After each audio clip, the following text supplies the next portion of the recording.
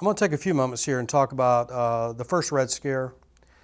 I'll give you a definition. This is a widespread fear of communism and agents of the Soviet Union after, even during, but mostly after the First World War. I'm going to talk just a few minutes about this because we're going to have a second Red Scare after the Second World War. This second Red Scare is going to be much bigger and it's going to do much more damage to the country. The second Red Scare also goes by the name of McCarthyism, and again, we'll talk about this later.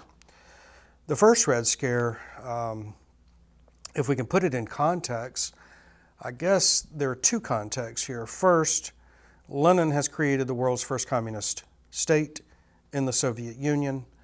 Of course, communism is dreaded by Western capitalists. Communism fundamentally undermines the ideas of Western society, private property, personal autonomy, things like this.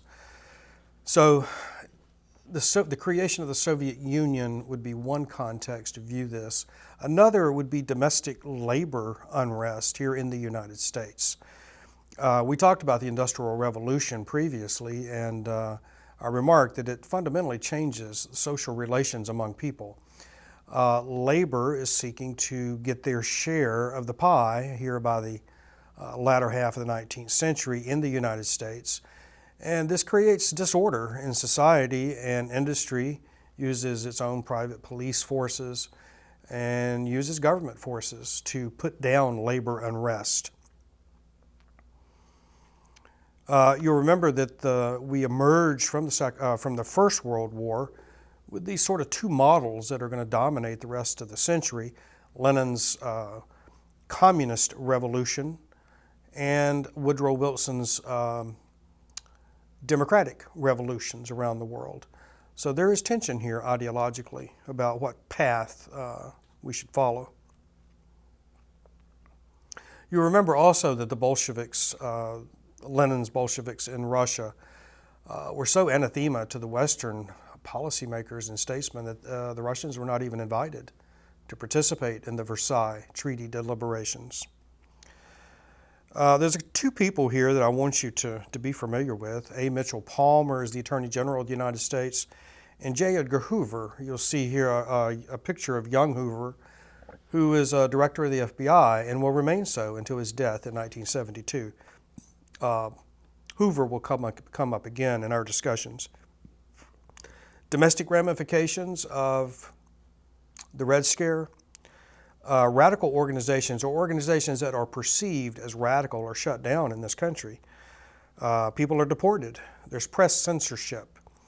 Journals, magazines, newspapers that are perceived as being anti-war or anti-American are attacked. The Espionage Act is passed so that the government can arrest you not on what you do, but on how you think.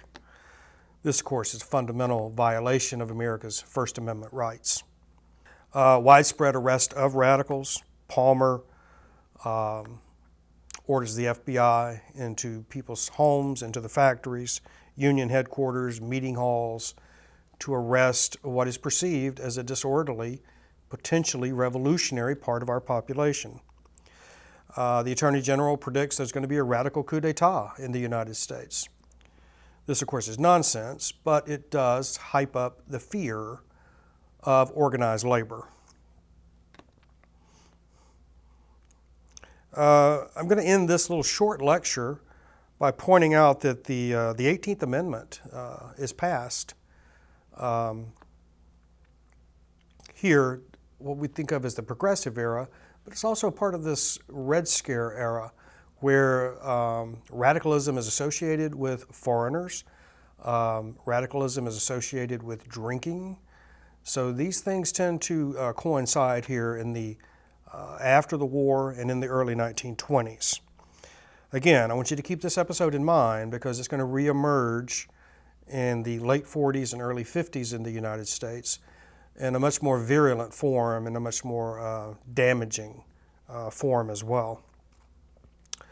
So I'm going to stop there with the first Red Scare. Thanks.